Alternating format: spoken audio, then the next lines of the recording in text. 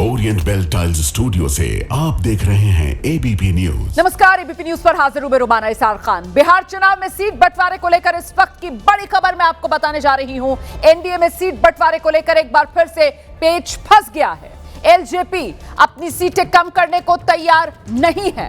JDU अपनी मौजूदा सीटें ही वापस चाहती है। तो कुल मिलाकर पेच फंसा हुआ है। जेडीयू की तरफ से जो उसके खाते की सीटें हैं वही चाहिए जेडीयू को, यह मांग सामने रख दी गई है। एलजेपी की तरफ से कह दिया गया है जो 29 सीटें अभी तक गठबंधन में सीट शेयरिंग फॉर्मूले के तहत उसको दी गई हैं, वो उनमें से एक भी सीट कम नहीं करेगा।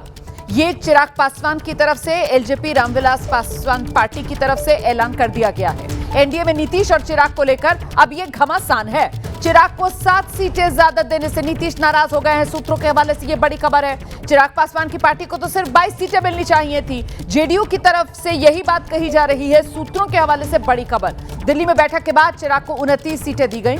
जेडीयू ने 102 से 103 सीटों पर अपनी तैयारी कर रखी थी, सूत्र ये बता रहे हैं। और चिराग को जेडीयू की सिटिंग सीटें जो दी गई हैं अब वो वापस चाहते हैं नीतीश कुमार।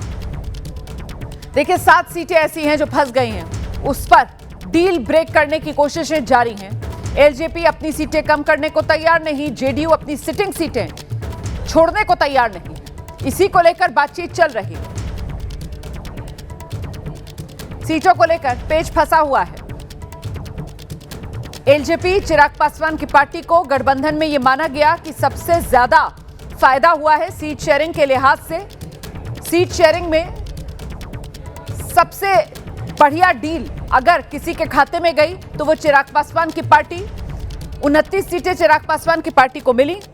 हालांकि इसी को लेकर नाराजगी अब जेडीयू में है। सूत्रीय बता रहे हैं नीतीश कुमार नाराज हो गए हैं। नीतीश कुमार और जेडीयू की तरफ से कहा गया था कि 22 सीटें जानी चाहिए चिराग पासवान की पार्टी को, लेकिन जिस तरीके से दिल्ली में बैठक हुई है और फिर दिल्ली में 29 सीटों का फॉर्मूला तय कर दिया गया एलजेपी के लिए, इसी को लेकर नीतीश कुमार नाराज हैं। सीधे आपको लेकर चलेंगे, हमारे साथ हमारी सहयोगी निधि इस वक्त मौजूद हैं और जरा जानते हैं निधि से। निधि, चिराग पासवान को ज्यादा सीटें दे दी गई और जेडीयू की सिटिंग सीटें ऐसी जो चिराग पासवान की पार्टी के हिस्से में चली गई, यही है नीतीश कुमार की नाराजगी की सबसे बड़ी वजह? बिल्कुल बिल्कुल। देखिए, दरअसल 22 सीटों पर बातचीत तय हुई थी और लगभग ये फॉर्मूला माना जा रहा था कि एलजेपी को 22 सीटें ही मिलेंगी जिसे बीजेपी को अपने कोटे से देना है, जेडीयू को अपने कोटे से माफ कीजिएगा एचएएम और आरएलएम को देना था। और लगभग यही सीट शेयरिंग का फॉर्मूला जो पटना में तय हुआ था। लेकिन जब दिल्ली जाते हैं तमाम नेता तो वहाँ पर सीट शेयरिंग में जो आखिरी में जो समझौता होता है उसमें 7 सीटें चिराग पासवान की बढ़ जाती है। और यही एक बड़ी कामयाबी जो है वो चिराग पासवान के हिस्से आती है कि उनकी 7 सीटें बढ़ जाती है जो उनकी पसंद की सीटें थी। अब इसमें मैं एक बात और जोड़ना चाहूँगी कि उसके बाद उपेंद्र कुशवाहा और जीतन मांझी भी असंतुष्ट नजर आते हैं, क्योंकि उनके मुताबिक जब वो 6 सीटों पर जो पहले से समझौता तय था वो मान गए थे और ऐसे में चिराग पासवान की सीटें बढ़ती हैं तो क्यों ना उनके भी नंबर बढ़ जाए, और इसी को लेकर के वो दोनों असंतुष्ट नजर आते हैं। लेकिन उसके बाद जब सीट शेयरिंग का फॉर्मूला तय हो गया, जब दिल्ली में बातचीत हो गई, इसको लेकर के ऐलान कर दिया गया, जब पटना पहुँचते हैं तमाम नेता और सीएम के सामने बात रखी जाती है तो सीएम इससे साफ खुश नजर नहीं आते हैं। और अब सीएम खुद ही एक एक करके सभी सीटों का आकलन कर रहे हैं और ये जेडीयू की तरफ से संदेश दिया गया है कि जो हमारे सिटिंग विधायक थे, जो चाहे बीजेपी के कोटे में गई हो या लेट से एलजेपी के कोटे में गई है, हमको अपनी सिटिंग कैंडिडेट्स वापस चाहिए। और ये जो 7 नंबर्स जो बढ़ करके चिराग पासवान के पास गई, उन पर ही पूरा का पूरा मामला जो है वो फंसा हुआ है। और अब ये आसार नज़र आ रहे हैं कि आज देर शाम या रात तक सीट शेयरिंग का जो नया फॉर्मूला होगा वो तय किया जाएगा, क्योंकि 7 सीटें ये बड़ा नंबर है, 1-2 सीटों की बात नहीं है। 22 से 29 सीटें अगर बढ़ जाती हैं 7 सीटें, तो उन 7 सीटों को अगर चिराग पासवान से वापस ले लेती है जेडीयू, तो फिर चिराग पासवान के पास 29 का नंबर नहीं रह जाएगा। तो वो कौन सी सीटें होंगी जो चिराग के कोटे में फिर आएगी? क्या इसमें एचएएम या आरएलएम को फिर डिस्टर्ब किया जाएगा? तो यही फिगर जो है जिसको तो मतलब पेज फंसा हुआ है ना, अभी पेज फंसा हुआ है, क्योंकि देखिए दूसरी तरफ चिराग पासवान है और चिराग पासवान की तरफ से कहा जा रहा है कि एक भी सीट कम नहीं करेंगे। 29 सीटें जो मिली हैं, 29 सीटों पर ही एनडीए के साथ अगर रहेंगे तो चुनाव मैदान में उतरेंगे। और इस बीच जेडीयू ने दावा किया जो भी फॉर्मूला सामने आ रहा है वो तभी सही माना जाएगा जब तक कोई आधिकारिक प्रेस कॉन्फ्रेंस नहीं कर दी जाती। ये जेडीयू की तरफ से अब कहा गया है। कार्यकर्ताओं की भावना है कि हमारा जो सिटिंग सीट है, जहां हमारे विधायक हैं, उन सीटों पर हम हर हाल में चुनाव लड़े, ये कार्यकर्ताओं की भावना है। और दरअसल इसके लिए हमारे जो लीडर हैं, जो हमारे पार्टी के जो शीर्षस्थ लीडर हैं, इसके लिए अधिकृत है, वो फैसला लेने के लिए और इस पर बात करने के लिए। अब उनका जो अंतिम निर्णय आएगा उस पर पार्टी आगे चलेगी। लेकिन तत्काल जब तक जिन्हें ये आधिकारिक तौर पर लगाया गया है, जिनका ये अधिकार है, ये उनका दायित्व बनता है, वो उस पर बात कर रहे हैं। अभी इस तरह की कोई स्पष्ट बातें नहीं आई है। लेकिन गठबंधन का जो सीट शेयरिंग का मामला है, जब तक साझा पीसी नहीं हो जाता, इसको माना नहीं जा सकता। तो देखिए, सीट बंटवारे को लेकर बिहार की राजनीति में हलचल तेज हो गई है। नीतीश कुमार से मिलने के लिए पहुंचे हैं डिप्टी सीएम सम्राट चौधरी। नीतीश कुमार के आवास पर सम्राट चौधरी पहुंचे हैं। इस वक्त की बड़ी खबर आपको बता दें, सूत्र ये जानकारी दे रहे हैं कि सीट शेयरिंग का जो फॉर्मूला सामने आया, उससे नीतीश नाराज। नीतीश को नाराजगी इस बात को लेकर कि जो जेडीयू की विनिंग सीट्स हैं, सिटिंग जहां पर जेडीयू के एमएलए हैं, वो सीट कैसे सहयोगियों को दे दी गई। पहली बात, इसको लेकर नाराजगी नीतीश कुमार में। दूसरी बात, नीतीश कुमार को नाराजगी इस बात को लेकर कि चिराग पासवान की पार्टी के लिए जब पटना में 22 सीटों को लेकर बात तय हुई थी, तो फिर दिल्ली पहुंचकर ये फॉर्मूला 22 से बढ़ाकर 29 क्यों कर दिया गया, इसको लेकर नीतीश कुमार में नाराजगी है। और अब बड़ी खबर यह आ रही है कि बीजेपी के नेता हैं, बिहार सरकार में डिप्टी सीएम है सम्राट चौधरी, नीतीश कुमार से मिलने के लिए पहुंचे हैं उनके आवास पर। और ऐसे में अब देखिए, जेडीयू की सीटें हैं जो चिराग पासवान के खाते में चली गई हैं। इस तरह की खबरें आ रही हैं और इन खबरों से जेडीयू नेताओं और कार्यकर्ताओं में गुस्सा बहुत है। इस वक्त जेडीयू ऑफिस में नारेबाजी हो रही है। पटना में जेडीयू दफ्तर में कार्यकर्ताओं का गुस्सा देखने के लिए मिल रहा है, नारेबाजी कर रहे हैं। मढ़ौरा सीट चिराग की पार्टी को नहीं दी जाए, ये मांग की जा रही है। राजगीर सीट से चिराग से वापस ली जाए, ये मांग की जा रही है। जो है लोजपा के खाते में चली गई। अब इसको लेके जदयू नेताओं कार्यकर्ताओं में नाराजगी है। पटना में जदयू दफ्तर में जो है जदयू के कई कार्यकर्ता पहुंचे, हम बातचीत भी करेंगे। कहां से आप लोग आए हैं? हम लोग आए हैं सारण जिला के मढ़ौरा। क्या परेशानी, ये सीट गई है लोजपा को? जी, मान लेते हैं कि पूर्व में भी यही हुआ था कि जहां जहां से जदयू का कार्यकर्ता लड़े थे, वहां चिराग पासवान ने अपना कार्यकर्ता खड़ा विधानसभा में कैंडिडेट खड़ा कर दिया। और उसके बाद आज भी जो है, जहां जदयू का सीट है, जहां निकलने वाला सीट है, वहां चिराग पासवान अपना सीट ले लिए हैं। किसको वहां पर टिकट देने की चर्चा है? नहीं, लोजपा से। लोजपा का सीओ है, ये नहीं है वहाँ। एक मिनट देखिए, एक मिनट भैया हम जदयू के प्रखंड अध्यक्ष हुए मशरक का। आप चाहते हैं ये सीट जदयू को वापस मिले? पिछली बार कौन, अल्ताफ लड़े थे ना भैया, बहुत मार्जिन कम वोट से हारे थे वहाँ। इसके बाद भैया आज हम लोग सामूहिक इस्तीफा के लिए भी आए हैं। और सामूहिक आत्मदाह जो होता है, ये नीतीश कुमार भी नहीं देखे। अच्छा, आप लोग क्या चाहते हैं? आपके पार्टी से कौन लड़ा? देखिए, हम लोग एक मिनट देखिए, सबसे बड़ा बात है कि हम लोग देखिए छपरा जिला में एक सीट चाहते हैं, केवल आफ्ताब आलम राजू का।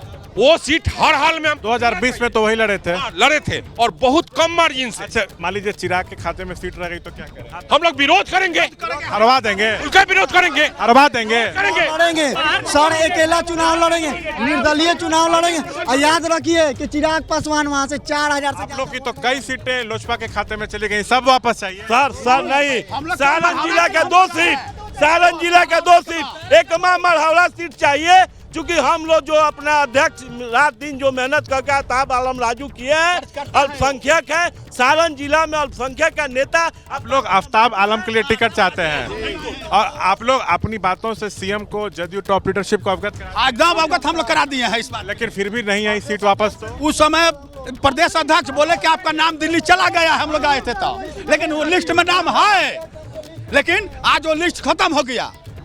मैंने लिस्ट में भी नाम था अल्ताफ आलम राजू मढ़ौरा, उनका नाम था पहले, अभी उनके नाम को आउट कर दिया गया। जितना सीटें आप लोग की गई हैं उधर, जैसे चाहे राजगीर हो, चाहे मोरवा हो, चाहे मढ़ौरा हो, सब वापस चाहिए। जी सब वापस चाहिए, पुनः सब वापस चाहिए हम लोग। नहीं मिला वापस, नहीं मिलेगा तो हम लोग विरोध में जाएंगे, इस्तीफा देंगे। हमेशा 2010 से 4 विधानसभा जदयू की अपनी सीट है। बोलने दीजिए, 4000 वोट देने वाला राजगीर भी वापस, राजगीर भी वापस चाहिए, राजगीर भी हमारा है, जदयू का। मोरवा जदयू का जो भी हिस्सा चाहिए हम लोगों को, मोरवा सब चाहिए। हमें मढ़ौरा चाहिए, मढ़ौरा। देखिए यहाँ पे पार्टी ऑफिस में जदयू के नेता कार्यकर्ता हैं और साफ तौर से कह रहे हैं कि जो जदयू की सीटें चिराग के खाते में गई हैं वो सब हम लोगों को वापस चाहिए, नहीं तो हरवाने का काम करेंगे। ये कह रहे हैं जदयू के नेता कार्यकर्ता। तो जिस तरह से सीटें जो हैं, मतलब कौन सी सीट किसके खाते में जाएगी, इस पर जो निर्णय हो रहा है, इसको लेकर नाराजगी है जदयू कार्यकर्ताओं में। कैमरा पर्सन निरंजन के साथ शशांक कुमार, एबीपी न्यूज़ पटना। चलिए सीधे आपको लेकर चलेंगे, हमारे साथ हमारे सहयोगी शशांक इस वक्त मौजूद हैं और जरा शशांक से ही जानते हैं। शशांक, ये एनडीए में आखिरकार कैसा सीट बंटवारा हुआ है कि इसने कार्यकर्ताओं के दिलों में ही चुनाव से पहले ही ये दरार डालने का काम किया है? शशांक बिल्कुल, देखिए मामला सुलझने के बजाय और उलझता जा रहा है। और देखिए जदयू का ऑफिशियल स्टेटमेंट आया है कि जब तक संयुक्त पीसी नहीं हो जाए तब तक हम लोग किसी फार्मूले को जो है वो नहीं मानेंगे। मतलब एक तरह से जो करंट फार्मूला इसको जदयू खारिज कर रही है। और देखिए कारण ये भी है कि जदयू बीजेपी के मुकाबले ज़्यादा सीटों पे जो है वो लड़ना चाहती है, भले संख्या 1 सीट अधिक हो या 2 सीट अधिक हो। फार्मूला ये बदल सकता है। हम सुबह से ये बात अपने दर्शकों को जो है दिखा रहे हैं और सबसे पहले हम ही लोगों ने दिखाना शुरू किया है। और अब देखिए संख्या सिर्फ 1 या 2 सीट की नहीं है, जदयू की कुछ सीटें चिराग के पास हैं, बीजेपी की भी कुछ सीटें चिराग के पास हैं। अब बीजेपी की टेंशन ज़्यादा बढ़ रही है।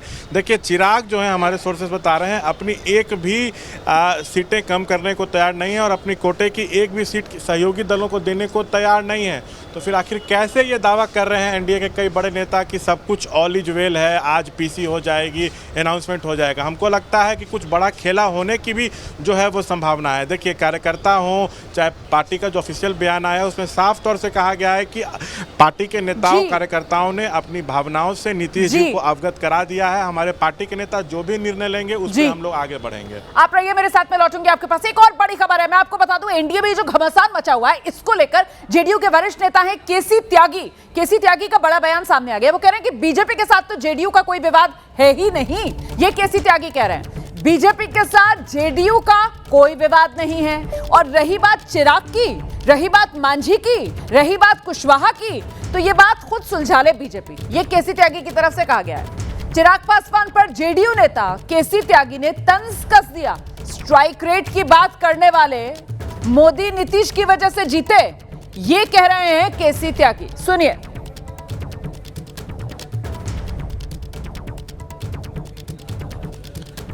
बिहार में सीटों के बंटवारे को लेकर के लगातार राजनीति भी हो रही है, असमंजस की स्थिति भी बनी हुई है। एनडीए खेमे में सीट बंटवारा हो भी गया है, लेकिन वहां पर भी सवाल हैं। वहीं इंडिया गठबंधन में अभी भी जो सीटों के बंटवारे को लेकर के कहा जा रहा है कि जल्द हो जाएगा। जेडीयू के वरिष्ठ नेता केसी त्यागी जी हमारे साथ में। सर, सबसे पहले जो है एनडीए में तो सीट बंटवारा हो गया था, लेकिन अभी भी ऐसा लग रहा है कि सब कुछ सही नहीं है। देखिए, बीजेपी का और जेडीयू का जो गठबंधन है वो 30-35 साल पुराना है। हमारे उनके बीच में कभी मतभेद नहीं रहा। हम उसके जन्मदाता हैं, उस एनडीए गठबंधन के। हमारी सीटें कई बार बटी हैं, घटती बढ़ती रहती हैं, उसमें कोई विवाद नहीं है। जहाँ तक एलजेपी का, हम का और उसकी कुशवाहा जी की पार्टी का सवाल है, उनका गठबंधन भारतीय जनता पार्टी के साथ है, हमारे साथ नहीं है। हम तो जब ब्रॉड बेस होता है तो उसके हिस्से बनते हैं। लिहाजा भारतीय जनता पार्टी का जो कुशल नेतृत्व है वो इन समस्याओं को 1-2 दिन में सुलझा लेगा, ऐसी हमें उम्मीद है। लेकिन सर, इस सबके बीच में जानकारी तो ये भी आने लगी है कि नीतीश जी भी जो सीट बंटवारा हुआ है, जो सीट नंबर्स है, उससे ज्यादा खुश नहीं। इस तरीके की जानकारियां लगातार सामने आ रही हैं कि कभी जो है जेडीयू हमेशा से बड़े भाई की भूमिका में थी, इस बार दोनों जो है जुड़वा भाई हो गए हैं जेडीयू बीजेपी। हम बड़े ही भाई की मुद्रा में रहेंगे। आप याद करो, पिछली विधानसभा में हमारी संख्या कम थी, बीजेपी की ज़्यादा थी, तो भी भारतीय जनता पार्टी के नेतृत्व ने नीतीश कुमार को ही नेता स्वीकार किया। यद्यपि नीतीश कुमार जी इस बार नेता नहीं बनना चाहते, तो उनका कहना था मेरी संख्या कम है, लेकिन नीतीश कुमार जी का जो प्रभावशाली और चमत्कारी नेतृत्व है वो बिहार में एक फैक्टर होता है, और केंद्र के द्वारा जो पोषित योजनाएं हैं वो उसमें इजाफा करती है। लेकिन सर इस सबके बीच में जो चिराग पासवान को जिस तरह से सीटें दी गई हैं, जैसी जानकारी निकल के सामने आ रही है, आप बेहतर बता पाएंगे कि जेडीयू भी जो है उसमें कुछ सीटें ऐसी हैं जो जेडीयू के पास में होती थी, जेडीयू मानती थी कि उसकी विनिंग सीट है, लेकिन चिराग पासवान के खाते में गई। सबके बीच में गिरिराज सिंह का भी एक बयान आ गया स्ट्राइक रेट को लेकर के, और स्ट्राइक रेट की बात वैसे अक्सर चिराग पासवान ही करते रहे। देखिए, जहां तक किसी भी पार्टी का स्ट्राइकिंग रेट है तो गठबंधन के लोकसभा में सर्वमान्य नेता नरेंद्र मोदी जी थे, उन्हीं के नाम पर चुनाव लड़ा गया, लिहाजा किसी एक घटक को इसका श्रेय देना वो ठीक नहीं। बिहार में उसी प्रकार से पूरे गठबंधन के नेता और चमत्कारी नेतृत्व नीतीश कुमार का है, तो हमारे बीजेपी में उस तरह से भी कुछ टकराव नहीं है। लेकिन जहां तक कुछ सेलेक्टेड सीटों का सवाल है, जनता दल यू ने भी मेहनत करके आरजेडी से अलग होकर के एक स्वतंत्र जन आधार बनाया जिसमें महिलाएं, अति पिछड़े आदि शामिल हैं, तो उन पोषित सीटों को जनता दल यू के कार्यकर्ता भी आसानी से कंसीड करने को तैयार नहीं हो पा रहे। और शायद यही वजह है कि उन्हीं सीटों को लेकर के पेच फंसा हुआ है, क्योंकि उसमें से कई सारी सीटें चिराग पासवान के खाते में आ गई। नहीं, हमारे नेता हैं वहाँ पे विजय चौधरी जी, उनका मैं वक्तव्य देख रहा था कि आज शाम तक सीटों का आइडेंटिफिकेशन भी हो जाएगा। इस सबके बीच में सर जो विपक्षी गठबंधन है वहां पर भी सब कुछ ऐसा लग रहा है कि सही नहीं है। कांग्रेस अपनी मांगों को लेकर अड़ी हुई है, मुकेश सहनी जो है समझ में नहीं आ रहा है कि वो कर क्या रहे हैं। वहाँ पे सीटों के अलावा एक टेक्निकल पॉइंट और भी है। आरजेडी का जो जन आधार है वो सीमित हो चुका है, न उससे वो आगे जाए न पीछे जाए, और लगातार पराजय होती है। इसको लेकर कांग्रेस पार्टी का नेतृत्व भी चिंतित है, और उनको पदयात्रा में जो भीड़ आई उसको देख करके उनको लगता है कि we must go beyond RJD. RJD के नेतृत्व में चुनाव लड़े तो पहले जैसे नतीजे आएंगे, तो they want to make it a multi caste multi class party. तो किसी त्यागी को आप सुन रहे थे। अब एनडीए में सीट बंटवारे को लेकर पेच फंसा हुआ है, और वहीं महागठबंधन में भी सीट बंटवारे पर जो संशय है, जो संकट है, वो बरकरार है। महागठबंधन में 135 सीटों पर आरजेडी चुनाव लड़ेगी। सूत्रों के हवाले से ये बड़ी खबर है। तेजस्वी ने 100 सीटों पर उम्मीदवार फाइनल कर लिए हैं। सूत्र ये भी बता रहे हैं आरजेडी ने 100 उम्मीदवारों को नामांकन की तैयारी करने को कह दिया है। ये सूत्रों के हवाले से बड़ी खबर है। और वहीं राहुल गांधी से चर्चा के बाद कांग्रेस को 60 सीटें देने को तैयार है आरजेडी। मुकेश सहनी को तेजस्वी 35 सीट देने को राजी नहीं है। यह भी सूत्रों के हवाले से बड़ी खबर। कांग्रेस को 60 सीट देने को तैयार, लेकिन मुकेश सहनी को 35 सीट नहीं देंगे तेजस्वी। मुकेश सहनी के लिए फॉर्मूला महागठबंधन में 15 सीट का ही तय हो पा रहा है। यह बड़ी खबर सूत्रों के हवाले से जो सामने आई है। तो अब यह खबर सामने आ रही है सूत्रों के हवाले से, आरजेडी ने फाइनल कर लिए उम्मीदवारों की लिस्ट। 100 सीटों पर संभावित उम्मीदवारों के नाम पार्टी फाइनल कर चुकी है, और ऐसे में वो कौन कौन सी सीट है, वहां से कौन कौन उम्मीदवार हैं, वो एक लिस्ट भी सामने आ रही है, जिसमें मनेर से भाई वीरेंद्र हैं, उन्हें आरजेडी का टिकट दिया जाएगा। मधुबनी से समीर महासेठ को एक बार फिर आरजेडी चुनाव मैदान में उतारेगी। मसौड़ी से रेखा पासवान फिर से चुनाव लड़ेगी। करीब 100 प्रत्याशियों का अब तक नाम सामने आ रहा है, जिन्हें नामांकन के लिए तैयार रहने को पार्टी आलाकमान की तरफ से कह दिया गया है। तो ये राजद के संभावित प्रत्याशी सीट वाइज आप देख रहे हैं। मनेर भाई वीरेंद्र, परबत्ता संजीव सिंह, साहेबपुर कमाल ललन यादव, हथवा राजेश कुशवाहा, मटिहानी बोगो सिंह, संदेश दीपू राणावत, मधुबनी समीर महासेठ, अस्थावा रवि रंजन, गढ़वा विनय यादव, नवीनगर डब्लू सिंह, जहानाबाद सदयू यादव, लालगंज शिवानी शुक्ला, मढ़ोरा संगीता, सोनपुर रामानुज प्रसाद। तो ये लंबी लिस्ट है। 100 उम्मीदवारों के नाम इसमें हैं, जिनको लेकर ये बताया जा रहा है कि उन्हें कह दिया गया है तैयारी कीजिए, आप ही पार्टी की तरफ से चुनाव मैदान में यहां उतरने जा रहे हैं। तो ये संभावित उम्मीदवारों के नाम आरजेडी के आप देख रहे हैं। अब चाहे महागठबंधन हो या फिर एनडीए हो, दोनों ही खेमों में सब कुछ ठीक होने का बस दावा किया जा रहा है, लेकिन अंदर खाने खींचतान जो हो रही है वो तो खुलकर सामने आ रही है, किसी से छिपी नहीं है। दोनों तरफ सीटों को लेकर माथापच्ची चल रही है, लेकिन दोनों खेमे एक दूसरे पर वार पलटवार जमकर कर रहे हैं। एनडीए के नेता महागठबंधन पर हमला कर रहे हैं, महागठबंधन एनडीए को कटघरे में खड़ा कर रही है, उस पर तंज कस रही है। सुनिए। कहीं कोई असमंजस नहीं है और मिलकर लड़ेंगे, बड़ी जीत हासिल करेंगे। बेबुनियाद बातें, क्यों नाराज होंगे? वो गठबंधन के सर्वमान्य नेता हैं, उनके नेतृत्व में हम चुनाव लड़ने जा रहे हैं, उनके नेतृत्व में अगली सरकार बनना तय है, कोई सवाल नहीं उठता है। उनकी लोकप्रियता और प्रधानमंत्री जी ने जिस तरह से बिहार के लिए काम किया है, देश में जो शानदार 11 वर्षों का कार्यकाल है, इन दोनों परफॉर्मर्स की एक अपराजय जोड़ी है एनडीए के पास, कोई नाराजगी का सवाल नहीं है। एनडीए की नैया डूबेगी अब की बार, ये तय है। सीट बंटवारे के बाद सिर फुटवल वहाँ हो चुका है। बहुत जल्द भगदड़ तो मच ही चुकी है, बहुत जल्द बहुत बड़ा खेला होगा बिहार की राजनीति में। महागठबंधन में सब ऑल इज वेल है, किसी भी वक्त सीट शेयरिंग की घोषणा कर दी जाएगी। सीट बंटवारे पर अंतिम निर्णय हो चुका है। लेकिन नीतीश कुमार और चिराग पासवान की जो खींचतान चल रही है, उसको लेकर पप्पू यादव का बयान आ गया है। पप्पू यादव कह रहे हैं जेडीयू के संजय झा विभीषण हैं। पप्पू यादव ने जेडीयू के संजय झा की विभीषण से तुलना कर दी है। कह रहे हैं संजय का प्लान जेडीयू का खात्मा करना था, चिराग तो पिछली बार के हनुमान जी हैं ही। ट्वीट करने की क्या जरूरत हो गई जब सब पहले हो ही गया, और कल जब प्रेस कॉन्फ्रेंस था तो क्यों कैंसिल हो गया? कर लेते, आज कर लो, आज क्यों नहीं कर रहे हो? गुड फैक्टर है। अब चिराग भाई के बारे में क्या बोलें, उनको अवार्ड मिला ना चिराग भाई को अगले बार का, हनुमान जी का। तो आपको लगता है कि जिनको जदयू को खत्म करने का अवार्ड मिला, जदयू अपने अनरेस्पेक्ट को खो करके कोई काम करेगी? आपको लगता है कैसा?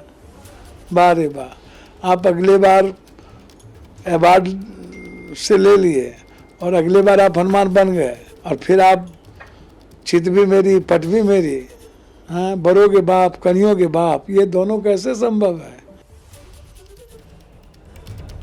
तो एनडीए में जो खींचतान चल रही है उसी को लेकर देखा आपने कैसे चुटकी ले रहे हैं पप्पू यादव। बिहार चुनाव पर बीजेपी को लेकर इस वक्त एक बड़ी खबर मैं आपको बताने जा रही हूं। बिहार चुनाव पर आज पहली लिस्ट उम्मीदवारों के नाम की बीजेपी जारी कर सकती है। थोड़ी देर में बीजेपी उम्मीदवारों की पहली लिस्ट जारी कर सकती है, और ये जो पहली सूची है इसमें 60 से ज्यादा सीटों पर उम्मीदवारों के नाम का ऐलान कर दिया जाएगा। सूत्रों के हवाले से ये बड़ी खबर है। पहले चरण में 60 सीटों पर उम्मीदवारों के नाम का ऐलान बीजेपी की तरफ से करने की पूरी तैयारी है। पहली सूची में दूसरे चरण के भी कुछ उम्मीदवारों के नाम का ऐलान किया जा सकता है। तो 60 उम्मीदवारों के नाम का ऐलान बीजेपी करने जा रही है, कुछ ही देर में ये ऐलान हो जाएगा। सूत्रों के हवाले से ये बड़ी खबर। पहली लिस्ट में 60 उम्मीदवारों के नाम होंगे। ये 60 उम्मीदवार, इनमें ज्यादातर पहले चरण में जिन सीटों पर चुनाव होना है उन सीटों के लिए उम्मीदवारों के नाम का ऐलान, और कुछ दूसरे चरण में मतलब 11 नवंबर को जो वोट डाला जाएगा उन सीटों के लिए भी उम्मीदवारों के नाम का ऐलान पार्टी करने जा रही है। सीधे आपको लेकर चलेंगे, हमारे साथ हमारे सहयोगी पवन गौर इस वक्त मौजूद है, और जरा पवन से ही जानते हैं। पवन, क्या जानकारी मिल रही है? ये पहली लिस्ट 60 उम्मीदवारों की, ज्यादातर जो सिटिंग एमएलएज हैं जिनको पार्टी दोहराने वाली है इस चुनाव में, उन्हीं के नाम का ऐलान होने वाला है क्या इसमें? देखिए रोमाना, आज देर शाम तक बीजेपी जो है अपनी पहली लिस्ट जो है बिहार विधानसभा चुनाव के उम्मीदवारों को लेकर उसको जारी कर सकती है, और उसमें 60 से ज्यादा नाम इस पहली लिस्ट में शामिल होंगे। और उस लिस्ट में कुछ नाम जो है, ज्यादातर नाम जो है पहले जो चरण के मतदान है उसके जो उम्मीदवार है उनके नाम की घोषणा होगी। उसके साथ साथ कुछ सीटों पर जो दूसरे चरण के मतदान में जिनका मतदान होना है तो ऐसे उम्मीदवारों की भी घोषणा इस लिस्ट में आज हो सकती है। उसके साथ साथ आपको बता दूं कि ज्यादातर सीटों पर बीजेपी और एनडीए के बीच में सहमति बन गई है, तो उसमें ऐसी कोई समस्या वाली बात नहीं है। कुछ ही सीटों को लेकर अभी चर्चा जारी है, तो उसकी जो तस्वीर भी है वो देर शाम तक आज स्पष्ट हो जाएगी। तो उसके बाद में सीटों को लेकर बहुत ज्यादा कुछ दिक्कत वाली बात नहीं है, लेकिन बीजेपी आज अपनी पहली सूची जो है वो देर शाम तक दिल्ली से जारी कर सकती है। बहुत शुक्रिया आपका इस तमाम जानकारी के लिए। हम आगे बढ़ रहे हैं। सीट बंटवारे के बीच जीतन राम मांझी का एक बड़ा बयान सामने आया है। नीतीश का नाम तो नहीं लिया, लेकिन नीतीश का नाम लिए बिना जीतन राम मांझी ने बयान दिया है। कह रहे हैं उनका गुस्सा एकदम जायज है। ये जीतन राम मांझी कह रहे हैं। मांझी ने इशारों ही इशारों में चिराग पर भी तंज कस दिया है। अकेला चना भाड़ नहीं फोड़ सकता, ये कह रहे हैं मांझी।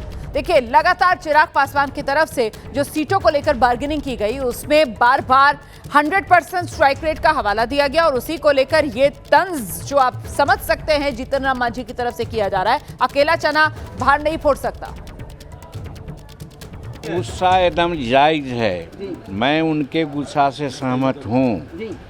जब डिसीजन हो गया है तब फिर जदयू के सीट पर कोई दूसरा क्यों सिंबल दे रहा है, और हम उनसे सहमत होते हुए हम भी जो बोध गया से पार्टिकुलर नेता का जो सीट मिला है वहाँ, और मखदुमपुर से जो सीट मिला है वहाँ भी हम अपना लोगों को सिंबल दे रहे हैं। यानी कि चिराग के उम्मीदवार के खिलाफ हम नाम नहीं जानते हैं, लेकिन हम नीतीश कुमार जी के स्टेप से सहमत होते हुए हम भी 2 जगह अपना सिंबल दे रहे हैं। आपके उम्मीदवारों की लिस्ट तय हो गई है? हाँ, तय हो गई।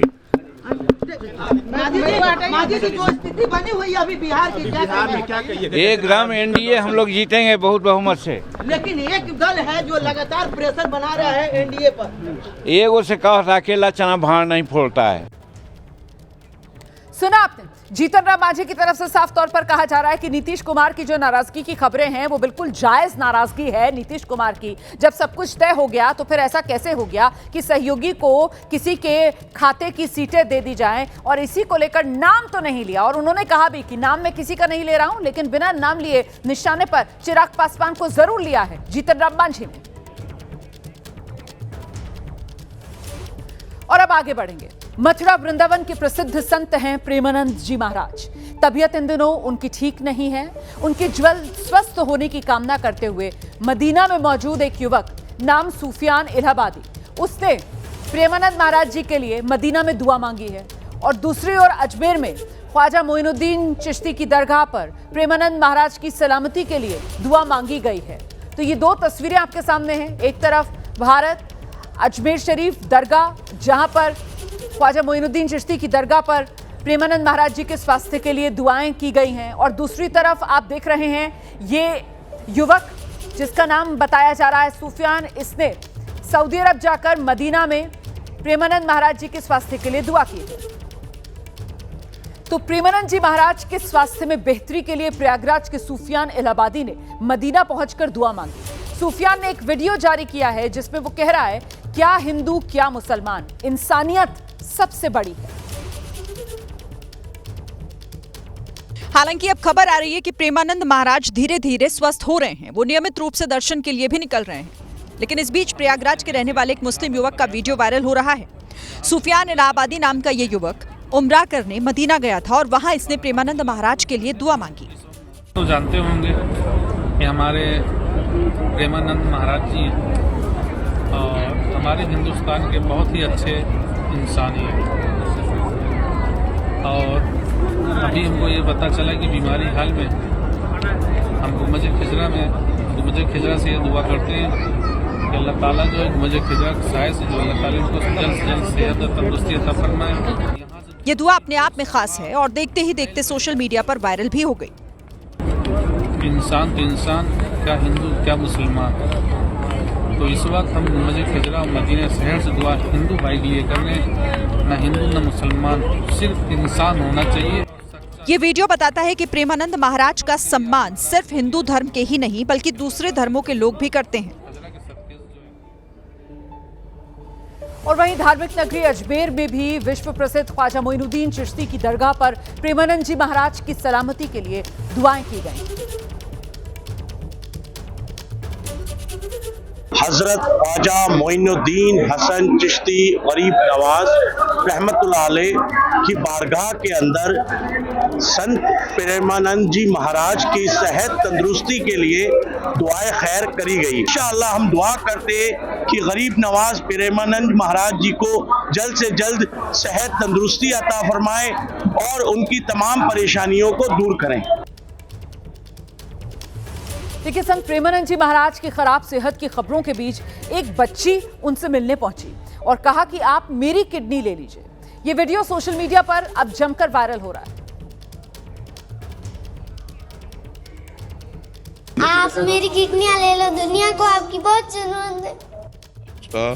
तो आपका आशीर्वाद ही हमारा काम करेगा, हमारी यही किडनियां काम करेंगी। बहुत सुंदर, बहुत सुंदर, बहुत सुंदर, बहुत। तो देखिए कैसे ये छोटी सी बच्ची मासूम हाथ जोड़कर प्रार्थना करती हुई प्रेमानंद जी महाराज के सामने कि आप मेरी किडनी ले लीजिए। प्रेमानंद जी महाराज जिनको किडनी की समस्या है, लंबे वक्त से वो डायलिसिस करवाते हैं और ऐसे में जो उनके भक्त हैं उनके मन में प्रेमानंद जी महाराज के लिए कितनी अपार श्रद्धा और प्रेम है, उसी की एक छोटी सी बानगी, एक छोटा सा उदाहरण ये वीडियो जो आपने देखा कि मासूम बच्ची है और प्रेमानंद जी से गुजारिश कर रही है कि वो उनकी किडनी ले। हम आगे बढ़ेंगे, अगली खबरों का रुख करेंगे। मध्य प्रदेश के इंदौर में एक केमिकल फैक्ट्री में भीषण आग लगी है और आग इतनी भयानक थी, 4 मंजिला केमिकल फैक्ट्री का बड़ा हिस्सा जलकर खाक हो गया। जानकारी मिल रही है कि आग रात करीब 2 बजे के आसपास लगी। इसे बुझाते बुझाते फिर सुबह हो गई। आग के विकराल रूप का अंदाजा इस बात से लगाया जा सकता है कि इसे बुझाने के लिए 100 से ज्यादा पानी के टैंकर्स भेजने पड़े। जिस फैक्ट्री में आग लगी उसमें कलर बनाने का काम होता था। दिवाली के त्योहार को देखते हुए फैक्ट्री में तैयार कलर और कच्चा माल बड़ी संख्या में रखा हुआ था। आग की चपेट में आ गया ये सारा का सारा सामान। केमिकल की वजह से कई धमाके भी यहाँ इस फैक्ट्री में हुए हैं और इससे आग और ज्यादा भड़कती चली गई। गनीमत यह रही कि किसी तरीके का जान का नुकसान नहीं हुआ है। फैक्ट्री तो जलकर बुरी तरीके से खाक हुई है। 4 मंजिला ये फैक्ट्री, यहाँ रंग बनाने का काम होता था और क्योंकि मौका दिवाली का है और ऐसे में यहाँ पर तैयार रंग भी और साथ ही कच्चा माल भी उसकी भरमार थी फैक्ट्री में। इसी वजह से जो नुकसान है वो भी बहुत ज्यादा हुआ है।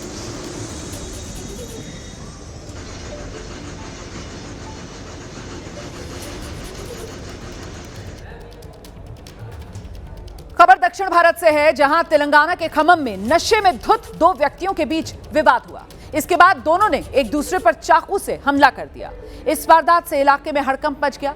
यह वारदात रात करीब 1:30 बजे हुई है, जहां दोनों व्यक्ति बीच सड़क पर एक दूसरे पर चाकू से हमला करते दिखे हैं। देखिए तस्वीर देखिए। वारदात की जानकारी मिलते ही पुलिस मौके पर पहुंची। दोनों व्यक्तियों के बीच चल रही इस लड़ाई को पुलिस ने रुकवाया। मौके से दोनों को हिरासत में लिया। पुलिस ने दोनों को अस्पताल में भर्ती करा दिया है, जहां दोनों की हालत गंभीर बनी हुई है। जिस वक्त ये दोनों एक दूसरे पर चाकू से हमला कर रहे थे, उस वक्त किसी ने इनका वीडियो बना लिया और अब ये वीडियो सोशल मीडिया पर वायरल है।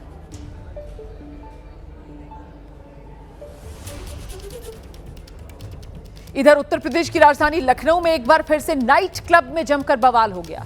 नशे की खुमारी के बीच 2 गुटों में नाइट क्लब में झगड़ा हुआ और फिर नौबत मारपीट तक पहुंच गए। इसके बाद नाइट क्लब जंग के अखाड़े में तब्दील हो गया। दोनों पक्षों के बीच जमकर कुर्सियां चली। लोग एक दूसरे पर प्लेट से हमला बोलते नजर आए। तस्वीरों में आप देख सकते हैं कैसे नाइट क्लब में हंगामा हो रहा है। लोग एक दूसरे पर हमला कर रहे हैं। तस्वीरें शनिवार रात की बताई जा रही हैं। मामला चिन्हट इलाके के क्राउन मॉल में मौजूद नाइट क्लब का है, जिसका वीडियो अब तेजी से वायरल है।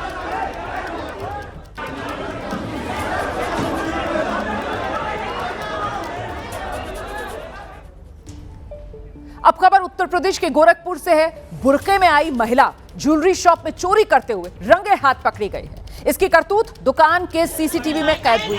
ये मामला बासगांव इलाके के पौड़ीराम चौक का है। चोरी का आरोप अफसरी उर्फ शहनाज नाम की महिला पर लगा। तुर्कमानपुर शहनाई गली इलाके की ये महिला रहने वाली बताई जाती है। महिला उमेश वर्मा नाम का कारोबारी है। उसी की महालक्ष्मी ज्वेलर्स नाम की दुकान है, जहां पर गई थी। अब दुकानदार जब अंदर गया तो इस महिला ने गल्ले के पास से सोने और चांदी के गहने उठाए, उन्हें छिपा लिया। ये महिला भागने की कोशिश में थी, लेकिन तभी दुकानदार ने महिला की करतूत को सीसीटीवी में देख लिया, जिसने महिला को रोका और फिर पुलिस बुला ली।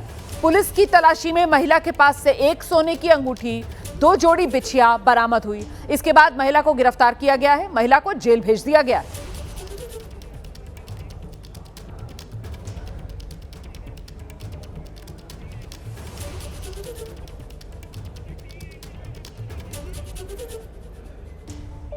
इधर गाजियाबाद के राजनगर एक्सटेंशन की अजनारा सोसाइटी में एक पति ने अपनी पत्नी की गोली मारकर हत्या कर दी है। घटना के बाद से आरोपी फरार है। पुलिस आरोपी की तलाश में जुटी है। बताया जा रहा है आरोपी ने अपनी 11 साल की बेटी के सामने ही अपनी पत्नी को गोली मार दी। घटना की तस्वीर में रूबी का शव किचन में पड़ा नजर आ रहा है। इससे अंदाजा लगाया जा रहा है कि दोनों पति पत्नी के बीच किचन में ही गहमा गहमी हुई होगी। पुलिस ने शव को अपने कब्जे में लिया है, पोस्टमार्टम के लिए भेज दिया गया है शव। आरोपी की तलाश की जा रही है। मृतक का नाम रूबी, गाजियाबाद के मोदी नगर थाने में गैंगस्टर के तौर पर इसकी पहचान थी।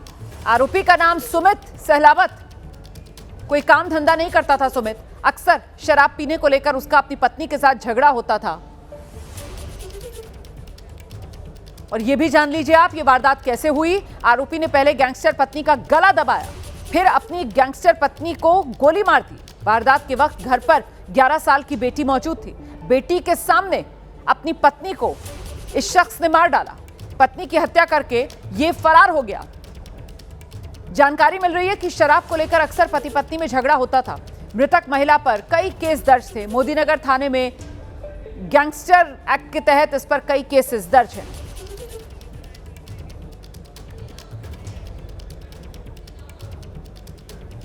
अब खबर मध्य प्रदेश के सागर से है, जहां फसल की कटाई छोड़ किसान खाद की लाइन में लगा हुआ है। लेकिन खाद के लिए उसे कितनी जिल्लत सहनी पड़ रही है, इसकी बड़ी तस्वीर सागर से सामने आई। यहां खाद वितरण के टोकन बांटते बांटते तहसीलदार मैडम किसानों को थप्पड़ मारने लगी। इसका वीडियो सोशल मीडिया पर वायरल है। तस्वीरें आपके सामने हैं। दरअसल सागर की देवरी कृषि उपज मंडी में खाद के टोकन बांटे जा रहे थे और जैसे ये जानकारी किसानों को मिली, खाद के लिए भटक रहे किसानों की भीड़ यहां इकट्ठा हो गई मंडी में। जब किसान खाद के लिए आगे बढ़े तो तहसीलदार प्रीति रानी चौरसिया किसानों पर हाथ उठाने लगी, किसानों को थप्पड़ जड़ दिए। ये देखिए आप कैसे ये अधिकारी किसानों को थप्पड़ मार रही हैं। वीडियो में साफ नजर आ रहा है तहसीलदार मैडम किस तरीके से किसानों के साथ बदतमीजी कर रही हैं। अब इसको लेकर राजनीति गर्म है। कांग्रेस नेता संजय बृजपुरिया तहसीलदार के रवैये पर सरकार को घेर रहे हैं, सवाल खड़े कर रहे हैं। बता दें आपको, इस वक्त मध्य प्रदेश में किसान खाद को लेकर बहुत परेशान है। अपना खेत खलियान सब छोड़कर खाद लेने के लिए लाइन में लगे हुए हैं। लंबा इंतजार बावजूद इसके किसानों को खाद नहीं मिल रहा है। किसानों को मिल रहे हैं ये तहसीलदार मैडम के थप्पड़।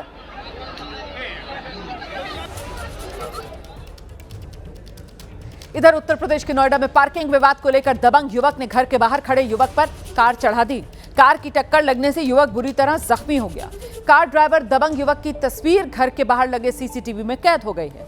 सीसीटीवी फुटेज में साफ नजर आ रहा है कुछ लोग कार सड़क पर खड़ी कर आपस में बातचीत कर रहे थे और तभी सामने से सफेद रंग की एक कार आती है, तेज रफ्तार के साथ आती है, सड़क किनारे खड़े युवकों को टक्कर मार देती है। ये तस्वीरें नोएडा के सेक्टर 122 की हैं।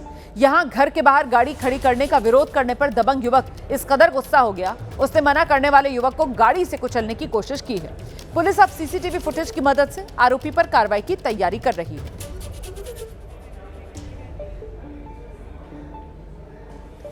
उधर उत्तर प्रदेश के मथुरा में तब अफरा तफरी मच गई जब एक आवारा सांड भीड़ के बीच घुस गया और फिर लोगों पर हमला करने की कोशिश करने लगा।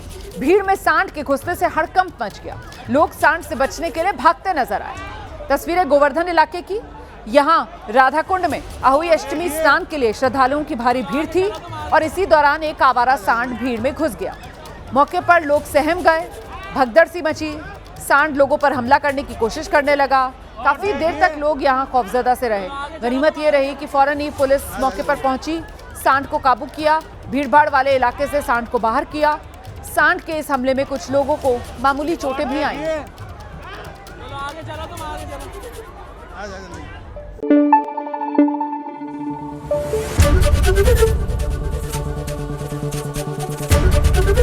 एबीपी न्यूज आपको रखे आगे।